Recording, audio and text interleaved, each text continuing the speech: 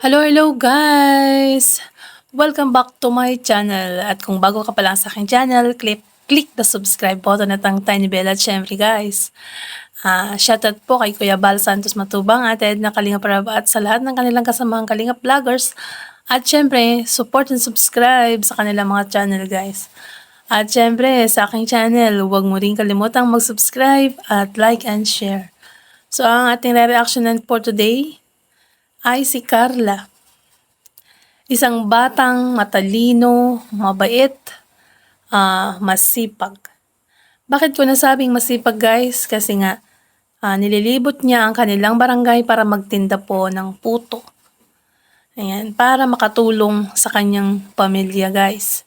So ito ay nakita nila Kalingap Rab na nagtitinda doon malapit kila Roseanne. At sabi nga ng ibang viewers ay pinsan siya ni Roseanne. So pumuha lang po ako ng isang maikling clips para naman siguro maintindihan nyo kahit papano. So, i-play na natin guys.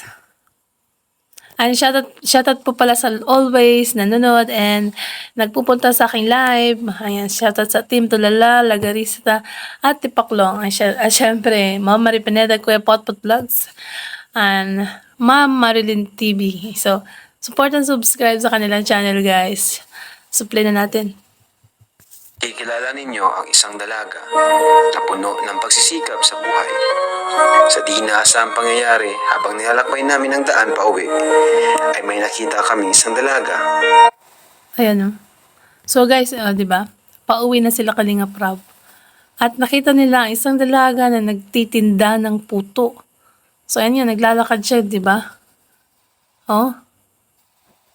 Yan o, naglalakad siya, di ba? So ayan, nakita nila Kalingap Rab. At swerte, kumbaga in God's grace or destiny, nakita nila si Carla na kamukha ni Liza Soberano guys. Artistahin ng batang to. So tingnan natin, play natin. Ay may nakita kami isang dalaga nagtitinda ng kakanin na bitbit niya habang naglalakad. Kakanin pala yung paninda. Ayan nga, kakanin, puto. Ayan. Yun ang paninda ni Carla. Sabuti na lang at nakilala or nakita ni Kalingap Rab, no? Sana ay mapasama din siya sa Kalingap Angels. Syempre ay maganda sana, no? Marami na sila. So, play natin.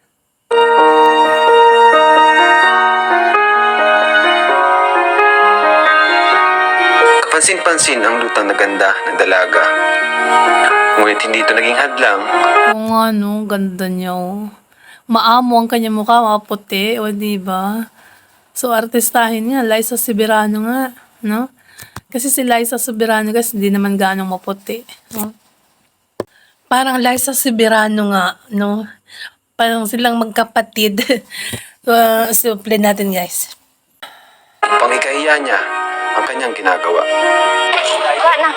Actually, Kalingap Rab, pag mga ganyan, kunwari, nagtitinda ka, hindi naman kailangan kumbaga, mahiya ka eh. Kasi trabaho din yan marangal. Kaya, hindi yan kinakahiya yung pagtitinda, di ba? So, yan nga, oh. Habang nagtitinda yan, pinamigay nila yata sa mga bata yung paninda. Binili na, kumbaga, ni Kalingap Rab yung mga puto, kakanin, tapos pinamigay sa bata. Ayan, ito na yung eksenang ito. Sige na. Sasarap na lang ang dahon. Siya ay malumanay magsalita, ngunit bakas sa hirap ng buhay. Sa kanya Yan no, tignan mo naman, ang ganda, di ba? So ito yung nilibre ni Kalingap Rab yung mga bata para maubos lang yung paninda ni Carla, guys. So yan nga, oh.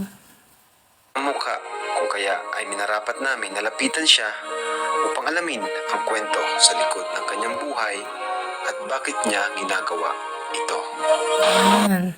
So ayan nga, pinuntahan ni Kalingap Rab sa bahay nila, guys. Ayan.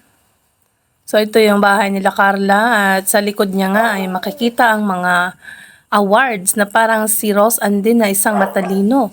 So yun pala ay kakilala ni Roseanne, kumbaga pinsan din ni Roseanne ito. Guys, isang Kalingap Angels. So malamang at sa malamang ay kukunin din tong Kalingap Angels. Pero nag-aaral pa din siya, guys. So mas matanda lang siguro si Roseanne ng buwan siguro or isang taon, di natin alam. So, tuloy natin guys. Kala ko nga po, titigil ako nun sa pag-aaral. Pasensya na po. So, ayun. Nagsisikap siyang magtinda para makapagpatuloy sa pag-aaral. Kaya yung sabi niya ni Carla na akala daw niya hindi siya makakapagpatuloy sa pag-aaral. Kaya siya gumigising ng madaling araw para magtinda at para may pangbaon pagpunta ng school. Grabe ang niya, no, sacrifice. Gigising ng alas 4, alas 3 para magluto o tutulungan niya ang lola niya or nanay na magluto. At guys, ito pa, wala silang kuryente dyan sa nila bahay. Kumbaga solar lang po yung ginagamit nila. Grabe, no? So, kailangan talaga niya ng tulong. At buti na lang at nakita ni Kalinga Prab. O, diba? Suple natin. Yung lumapit nga po kayo kanina, sobrang ko po, yung nararamdaman ko, unang-una, kinabahan po ako. Kasi syempre, Talaga naman, syempre nakakotse si Kalinga Prab, tapos biglang lalapit sa'yo, tapos siya nagtitinda. Kakabahan ka talaga kahit sino, syempre hindi mo pa naman kilala kung sino yung lalapit sa'yo. Kaya kakabahan ka, o di ba gaya nga ng sabi ni Carla na pagkalapit nga nila Kalinga Prab, kinabahan siya. O, ayun. Kahit naman sino, kakabahan. Guys, suple natin. hindi ko inaasahan na ganito. Tapos, masaya din po. Kasi alam ko na kapag lumapit kay Kuya Rab, talagang matutulungan niya po. Yun, oo, tama yan. Kung sino man ang lalapit kay Kalinga Prab, matutulungan. Alam ko naman yan kasi dati pa ako nanonood sa lahat ng kanilang vlog nila Kuya Bal. Ayan, syempre, konti pa yung subscriber nila noon, wala pang 1 million guys. So, alam ko naman na lahat noon natulungan nila, 'di ba? Yung iba lang siguro na naging pasaway, kaya ni Ate M. Siguro kilala nyo na yun, si Ate M. Hindi ko na idudugtong pa. Ayan. So, play natin guys. Panoorin ang buong kwento at huwag kalimutan mag-like. So, panoorin nyo ang full video sa kanyang YouTube channel, Kalinga Prab, syempre guys. Panoorin nyo ang full video at matutuwa kayo or iiyak kayo sa kwento ni Carla sa kanyang buhay. Isa rin siyang honor students, gaya ng sabi ko sa inyo. Kagaya ni Rose Ann Matalino, tignan niyo yung nasa likod niya. Mga awards din niya yan. Ayan. So, nung nag-aaral pa siya noon, or nag-aaral pa rin naman siya guys. Tinutuloy niya pag-aaral niya. Nagigising siya ng umaga para magluto ng puto or kakanin para ibenta kinaumagahan. Di ba guys? Bago siya pumasok ng school, magtitinda muna siya. So ganyan kasi pag si Carla. So guys, hanggang dito na lang pong ating reaction video. Siyempre, panoorin niyo ang full video sa channel ni Kalinga Prab. So bye guys, and to God be all the glory. Ingat po kayong lahat.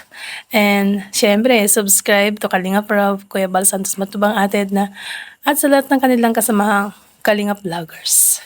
So syempre sa aking channel guys. And to God be all the glory. Bye! Love you all!